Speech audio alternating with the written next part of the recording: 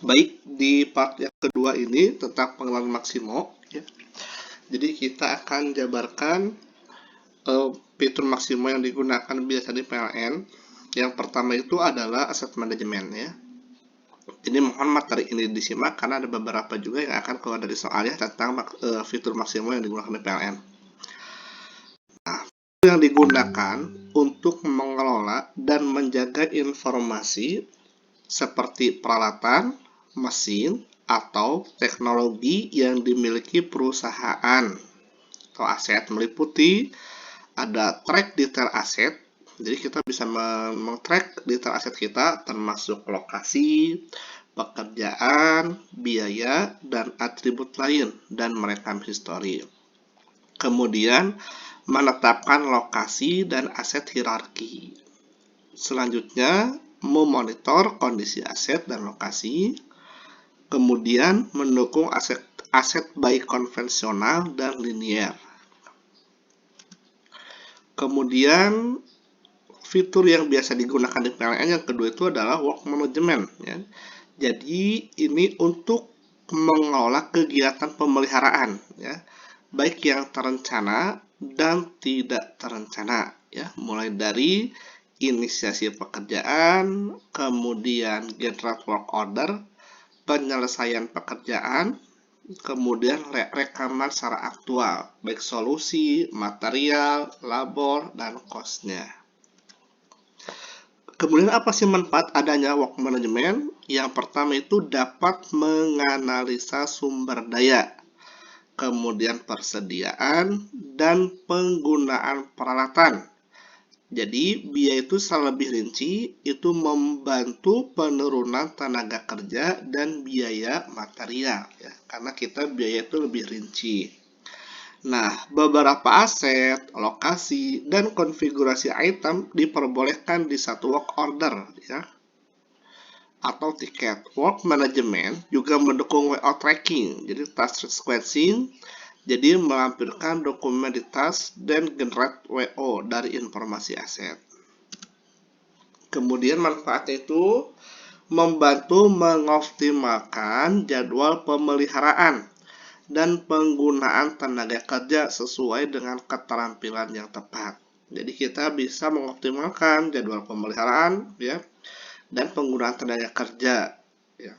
Kemudian menempatkan jadwal PM, ya, predictive maintenance, yang sesuai dengan langkah kerja dan kebutuhan sumber daya, memfasilitasi perencanaan dalam pekerjaan untuk membantu mengurangi downtime yang tidak direncanakan dan pemeliharaan reaktif. Kemudian ada planning management. Planning management ini itu digunakan untuk mengelola preventive maintenance atau PM, mengelola job plan, route, dan safety plan. Juga digunakan untuk mengelola predictive maintenance, ya, PDM. Kemudian root cause failure analysis (RCFA) dan improvement maintenance, ya, misalnya ECP. Nah, kemudian yang keempat fitur yang itu adalah inventory management. Inventory management itu digunakan untuk mengelola material yang diperlukan untuk operasi dan pemeliharaan pembangkit dan mencapai service level yang ditetapkan atau memenuhi kaidah, ya. Jadi inventory management itu ada kaidahnya: tepat waktu, tepat kualitas, tepat jumlah, dan tepat harga. Jadi ini kaidah dari inventory management, kan? Tepat waktu, tepat kualitasnya, tepat jumlah, dan tepat harganya. Selanjutnya di processing management itu digunakan untuk mengelola proses permintaan sampai pengadaan barang dan jasa. Jadi proses permintaan dari mulai awal sampai dengan pengadaan barang dan jasa. Nah, seharusnya ada untuk mempermudah tracking, ya, pembebanan biaya dan perencanaan kebutuhan keuangan atau penganggaran.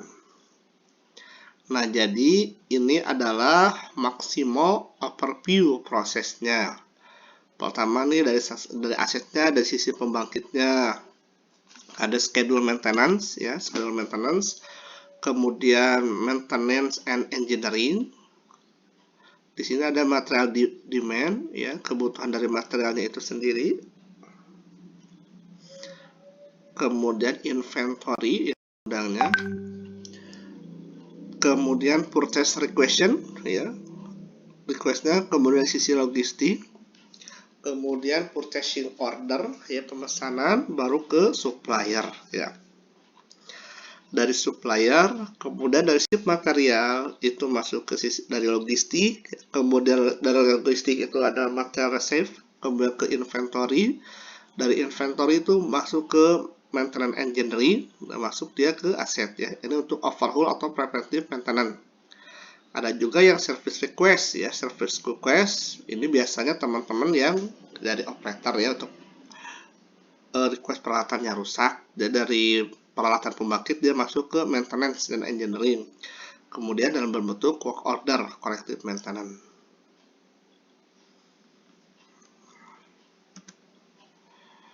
Nah, selanjutnya bagaimana untuk implementasi maksimum? Mengapa diperlukan manajemen aset? PLN merupakan sebuah perusahaan besar, termasuk salah satu Fortune Global, ya, 500 company list. Tahun 2014 itu nomor 477. Tahun 2015 nomor 480 ini. Jadi PLN ini memiliki physical aset lebih dari 1.100 triliun. Ya. Memerlukan best practice, operasi dan penanganan, aset existing, dan future aset. Jadi, berapa jumlah karyawan PLN saat ini? 43.000. Kalau 43.000 berarti per pegawai mendapat amanah 0,0255 triliun atau setara 25,5 miliar per pegawai, ya, untuk dari aset PLN. Nah, jadi strategi utama corporate dari 2015 sampai 2019 itu adalah operational excellence, jadi operasi yang excellent, yang bagus. Jadi mengapa perlu diperlukan manajemen aset? Manajemen aset pembangkit itu adalah implementasi manajemen pemeliharaan yang terintegrasi, ya. Jadi standarisasi proses dan standarisasi prosedur. Kunci maintenance excellent. Jadi kunci maintenance excellent itu adalah mampu mengklasifikasi aset dan menentukan bagaimana aset tersebut dikelola atau maintain. Nah, ini kalau misalkan transmisi berarti infrastrukturnya. Ini manajemen aset. Jadi ada kelasnya, ada fasilitas, kemudian plan and production, kemudian infrastruktur aset, mobil aset, dan IT aset. Kalau misalkan dari sisi transmisi, ada juga infrastruktur, ya, linear aset. Ini klasifikasi aset sebagai KKS base di SPLN nomor K7 002 2012 per sistem, ya. Nah, di sini jadi sesuai dengan SPKLN 002 tahun 2012 mengacu KKS internasional. Jadi serial number of breakdown level. Jadi number of breakdown level ada overall plan, ada fungsi, equipment plan, dan komponen. Kemudian example ada unit, sistem, pump unit, dan pump. Jadi power station destination sistem KKS published by VGV in 1972. Ini kompleks standarnya ada DIN 40719412 dan DIN 467941, ya, manajemen untuk di pemeliharaan. Nah, ini ada pembagian aset berdasarkan fungsi dan sistemnya, ya. Jadi ada klasifikasinya. Kalau A itu untuk grid and distribusi system. Kemudian kalau B itu power transmisi dan auxiliary power supply. Kalau C itu instrumentasi and control equipment.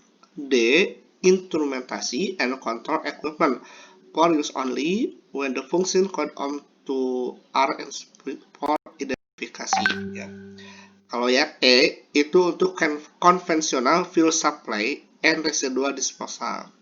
Yang F itu handling of nuclear equipment, jadi pengelolaan bahan bakar. Yang G ini water supply and disposal, jadi bagaimana supply air kemudian pengelolaan limbahnya.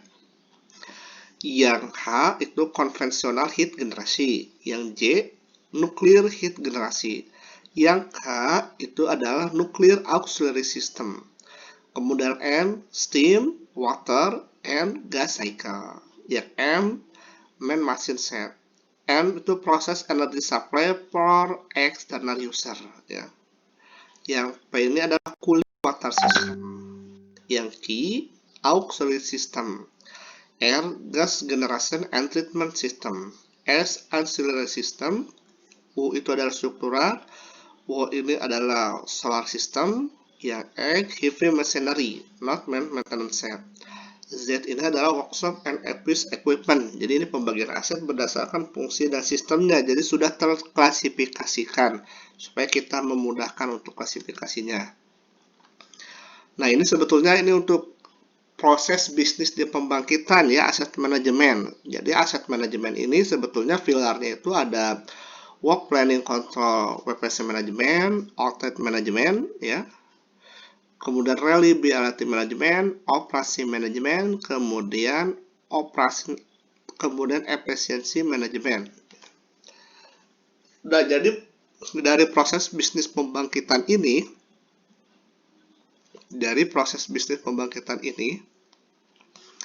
nah ini dari part 2 tata kelola dan identifikasi resiko bidang pembangkitan. Ini bidang pembangkitan. Kalau proses bisnis pembangkitan itu ada kesiapan unit pembangkit, kehandalan unit pembangkit, efisiensi manajemen, dan sistem manajemen terpadu.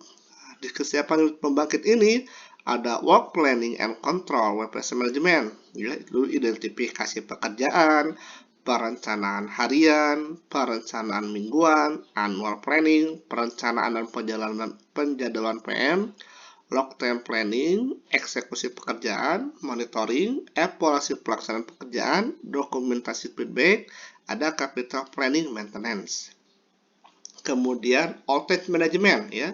Pre-outlet perencanaan dan persiapan, outlet atau pelaksanaan overhaul. Jadi setiap unit pelaksanaan overhaulnya itu ada di bagian outlet management. Kalau dari material manajemen itu adalah manajemen inventory, manajemen pengadaan, manajemen gudang. Nah, kemudian ketika persiapan, kemudian untuk menjaga kehandalan unit pembangkit, itu ada reliability management. Di reliability management itu adalah safe system equipment ranking priority. Kemudian failure model and effect analysis, ya, FMEA. Ada root cause failure analysis, RCFA, baseline audit, ada failure defense, kemudian predictive maintenance. Nah, selanjutnya yang memegang peranan dalam proses pengoperasian itu adalah operasi manajemen. Jadi bagaimana merencanakan dan mengoperasikan unit pembangkit berdasarkan kebutuhan sistem dan kesiapan unit. Kemudian pengoperasian, pengujian, dan pengaturan jam kerja operasi peralatan. Melakukan post-line maintenance, melakukan optimasi dan evaluasi kinerja operasi.